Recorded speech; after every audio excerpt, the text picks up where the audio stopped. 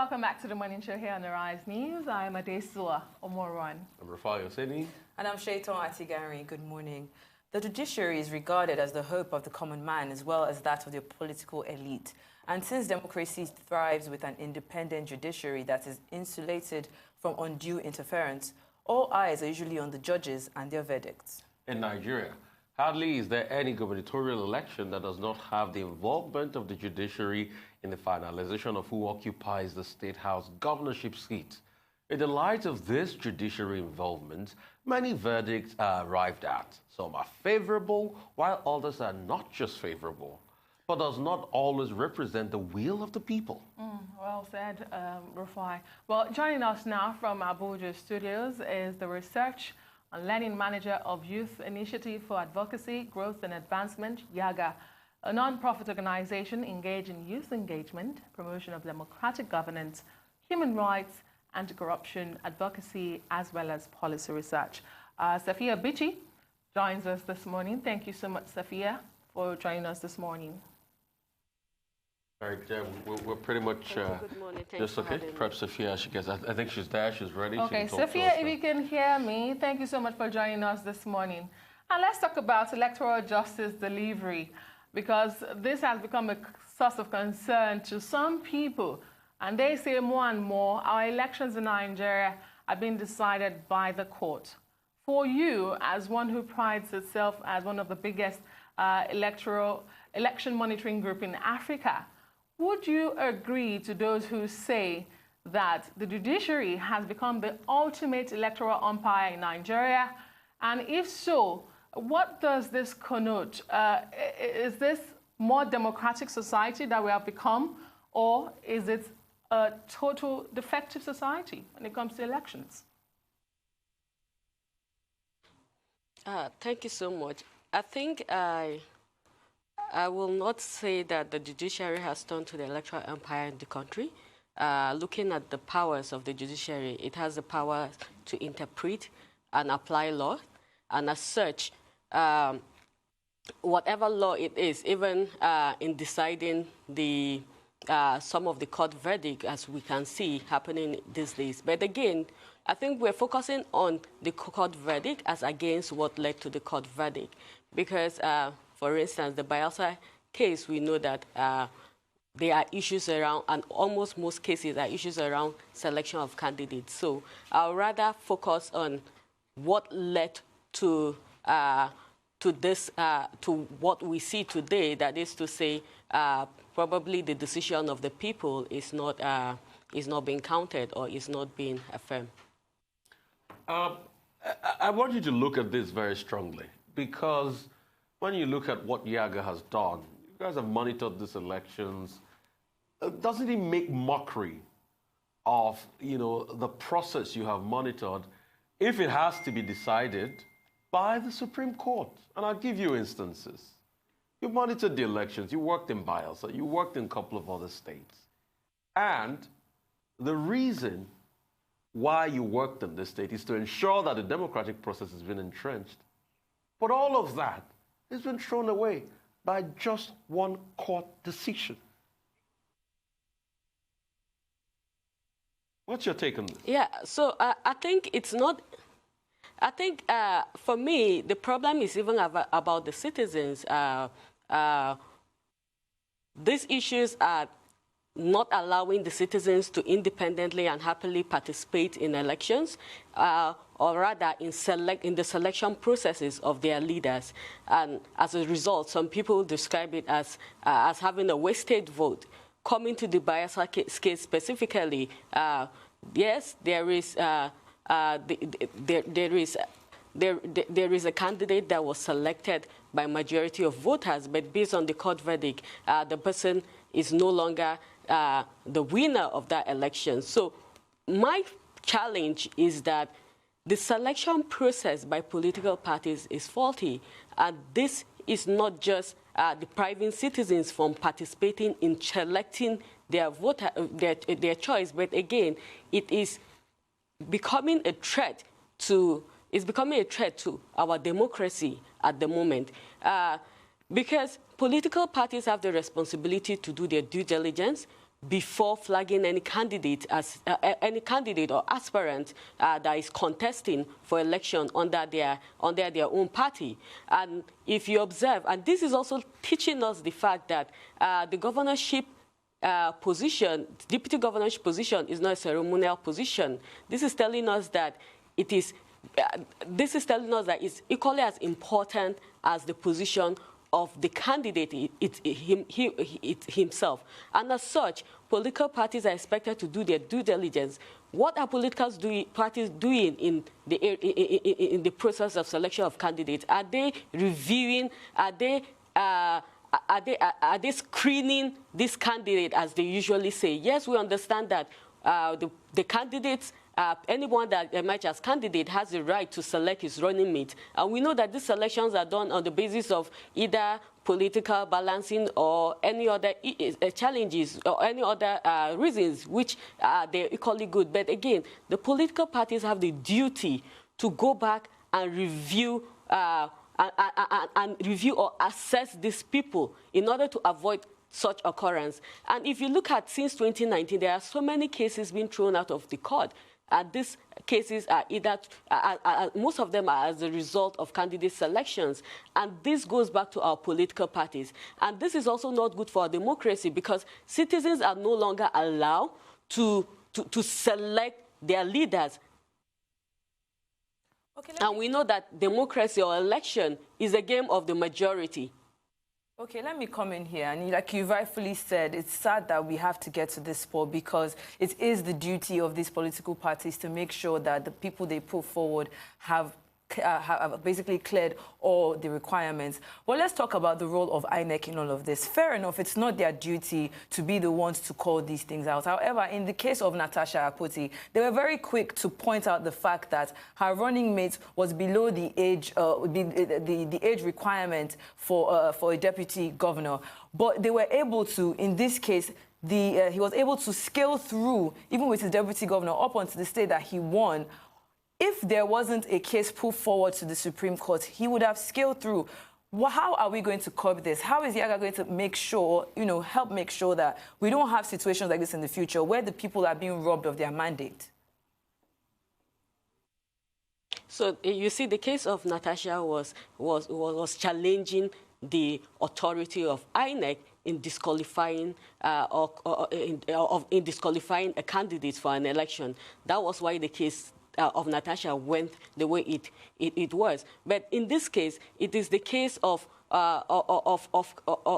disqualification of the candidates. So the other party went to, and this, we know that issues of disqualification of candidate can happen in the pre-election environment, and it can also happen in the post-election environment. And that's why we're also looking at how can we, from our own standpoint as an organization, how can we also extend the timeline for pre-election cases, litigation, so that it will not spill into the post-election environment as we can see. So if this was settled in the pre-election environment, perhaps the choice of the voters might not have been the way it is at the moment. And these are some of the issues we need to put forward together. And I think INEC has a little to do in this area, because INEC does not have the power to disqualify any candidate. And the case of Natasha clearly states that. Again, the reason why INEC quickly pointed out to Natasha's case and why INEC didn't point out to the other case is something I might not know. But again, remember, INEC told us during the Natasha case that, yes, they agreed that in the past they did not point out those challenges, but they are willing to point out. But on the other hand, it's for us to also look at the Electoral Act. Is there an amendment we can do to empower INEC? And this has been the call of civil society, saying that INEC needs the power because INEC observe party primaries, for instance, for just observation's sake, since they don't have the power to reject any candidate presented to them by the political parties. And all this makes us run in round circles. So INEC, again, we need to empower INEC to be able to do some of this due diligence to avoid the situation we are at the moment. Well, I do totally agree with you there, Safiya. And that brings me to my next question, because we do know that the electoral law gets its validity from the Constitution. and the setting up of the 56-man steering and constitutional review committee by the Nigerian Senate could not have come at a better time. That committee is headed by the Deputy President of the Senate, Senator Ovio Omoagege. As YIAGA, and you've talked about the role civil society needs to be playing, what would you like to see top the agenda of this electoral reform as this constitutional review is put in place? What should we be looking at? So for us, is review issues around election management to see how we can handle some of these issues. And this could be funding for INEC. When we say funding for INEC, we know that INEC gets her funding from first-line charge. But again, if you look at the way the funding came in the 2019 elections, it also raises a question. Is there a way we can review this funding mechanism to see how this can be addressed? And there are other issues around even technology. There are other issues around the guidelines. Some of the things on the INEC guidelines or some of the issues on INEC guidelines should be regularized as law so that we can avoid some of the court verdict we're having in the post-election environment. When you talk about issues around overvoting, for instance, you see that, yeah, clearly there's an overvoting, but because the law, for instance, states that if the number of vote cards does not exceed the number of registered voters, but if it exceeds the number of accredited voters, if you go to court, you can challenge it and win. So how can 5 people be accredited and 10 people vote? And again, now, political parties understand that, and as such, what they usually do, and what we found out in our recent observation of the last 2 elections, that's both Kogi and Bayelsa, is that after the elections, what they do is the remaining votes, they count it and share amongst themselves. And if there's no clear agreement, then they probably destroy the votes in that polling unit. And that's where you have issues around cancellation or non-cancellation. But as civil society, this is the right time for us to hit the ground. There are so many recommendations from the pre-election environment. And unlike the previous years, from the elections, unlike the previous years, we should look at what are also the recommendations from the post-election environment. As an organization, we're already working towards engaging that, and that's why we're looking at engaging the committee and other civil society, and even citizens. We need to understand what do citizens want, because this is, again, bringing voter fatigue. And, again, it's also a form of voter suppression, because if your votes don't count, then it's equally not allowing you to exercise your right as a citizen where unqualified candidates participate in elections. And you know that the law is clear that if you're not qualified, to participate in the process, you are as equal as your participation is as equal as null and void. Okay, I just want to ask you 2 questions put together. I mean, multifaceted questions. The first one is, when is YIAGA going to start interfacing with the political parties to tell them that you guys are not saints? You know why I say that? Number one, look at the Bayelsa case. The first case dropped at the Federal High Court as of the 12th of November. The election was 16th, correct me if I'm wrong. 4 days to the election. So that party know that there was a lapse, but the time for substitution was already up. Let's say, okay, let's go ahead with it. Even the incumbents have their own cases as regards the primaries. So when are you going to look these political parties and tell them, you are not saints, you should make things better? And secondly, we have elections coming up this year. There's another big election cycle coming up this year. Edo is coming up. When are we going to ensure that we pass all these recommendations we're talking about in the electoral laws prior to this election? We just have 30 seconds to a break. I know you answer the bulk of it when we come back, but the truth is, how is YIAGA going to push to ensure that, okay, this 56-man steering committee, we could do some good work before Edo comes? I mean, because I would like to test this new electoral input at Edo elections as a precursor to 2023. So what will be going on in that phase? And the first question, like I said before, it's going to be about, the talk with political parties. We'll be right back after this quick commercial break.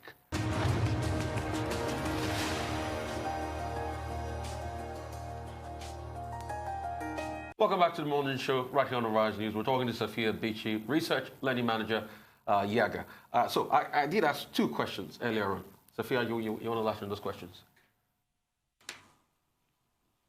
Yeah, you asked, you're looking at what is YIAGA doing with political parties. In fact, I know that not just YIAGA, even other civil society are already engaging political parties. But again, it's also political parties are now are also becoming the victims. It's not as much as citizens are the victims of these situations or these court rulings that we're having. But again, the political parties are also victims. It's also telling them that, in as much as we're telling them that you need to do more in terms of having internal party democracy, because some of these things are issues of internal party democracy. If there is internal party democracy, there will be due diligence. People will screen people properly for whatever offices they are contesting for. So that's it with the political parties, is to keep engaging them, because of the truth, they are becoming, as against being the bedrock of democracy in Nigeria, they are becoming, like I mentioned earlier, a threat to our democracy. So we cannot sit back, fold our arms, and see them continuing in that direction. But again, looking at I think the timeline is very, very important. And these are some of the things we need to look at in these electoral reforms. We know that, again, the lawmakers are also members of political parties. So we're also using the different platforms to engage both the lawmakers or the committees in charge of this electoral reform, in charge of the constitutional reform, and as well as the political parties. I think a lot of things need to be done before undue and undue, because they're barely 10 months away from now. So these are some of the things we need to look at. How can we stop the occurrence of what happened because the issues that came up in Kogi and Bayelsa were issues from the 2019 elections. And that's why civil society are saying that there's no significant difference. We're supposed to be more better than what we did in February and March. But come November, we were worse. So now, if care is not taken, we will continue to move in this direction. But I think with the Imo and the Bayelsa ruling, political parties, if I am them, and if they're thinking in my direction, they'll begin to put their houses in place in order to avoid some of this. It will also let them know that beyond winning election on election day, you should also think of what happens or what comes out in election tribunal or any election judgment. Right. Okay. All right, I'd like to come in here and just talk about, last week, Thursday, the Independent National Electoral Commission wielded the big stick by deregistering 74 political parties in one final swoop. And there have been a lot of reactions, some of these political parties saying that the cycle hasn't even ended. We still have elections coming up in Edo and Ondo State. And other parties saying that this might actually help address some of the recurring problems that we have in our electoral process. What is your take on this? Personally, like I've told any people that I had conversations with, is that first, this is not the first time of INEC deregistering political parties. If you're a close observer of the elections, you should expect that we have 92 political parties. But the question is, how many political parties are functional? And we know that there are set criteria that checks the functionality of political parties. And some of the challenges we had in 2019 elections, some of the challenges we had in governorship elections, in most state governorship elections, for instance, we had 60-something people contesting for their elections. And we had over 900 elections contested on that same day. So it brings challenges with election logistics and planning, resources too. We have so many resources going down the line. So it's our own money, it's taxpayers' money, we need to be worried about that. But again, it brings confusion to the voters. When you have a ballot paper with multiple political parties, it increases the risk and the tendency of you having so many invalid votes. So even your work in voter education, it's becoming practically unuseful, because there are situations that is making this unfavorable for voters to understand clearly and make their selection. So this is also, and aside that, is also a form of voter suppression, because it does not allow me as a citizen to select my own choice. And this is because of some issues. So for me, I personally have I have no issues with the registration of political parties. Yes, it's like a pruning stage. And if they're talking of electoral cycle, this is the beginning of a new electoral cycle. We're starting an electoral, the Ondo and Edo electoral cycle. So after the end of one is the beginning of the other. So when do we think is the right time? Do we want it to be, oh, it's until 2023 that these political parties will be registered? So these are some of the questions. And again, if you ask, these political parties, some of them don't have offices. On election day, you will not even see candidates. You won't even see their party agent. They cannot even deploy resources. And sometimes, and most of the times, they are just pseudo parties of these parties, of some of the major or dominant parties we see in the country. So if you're just a branch, why should the branch, it's just for you to come back to your main party, because we see political parties, aspirants or candidates speaking for candidates of other parties. And I ask myself, where in this, it's only in Nigeria you see things like this. So for me, it's a welcome development that this is done. For parties that have issues with the registration processes, I can't talk to INEC's processes. If they have issues, all they need to do is approach the court. And if their appeal is, or their plea is valid, of course, the court will direct INEC to enlist them and reverse the action towards them. But I tell you that majority of these political parties deserve to be deregistered. They're not interested in winning even single party or organizing structures, and they are not really contributing a lot to our political parties. They are just wings of some political parties, and we should not continue to encourage that. And this is just as INEC has about 100 requests to register more political parties. But Safiya, I like the fact that you've talked so much about the voters today and how all of this concerns them, because we seem to have so much on electoral reforms.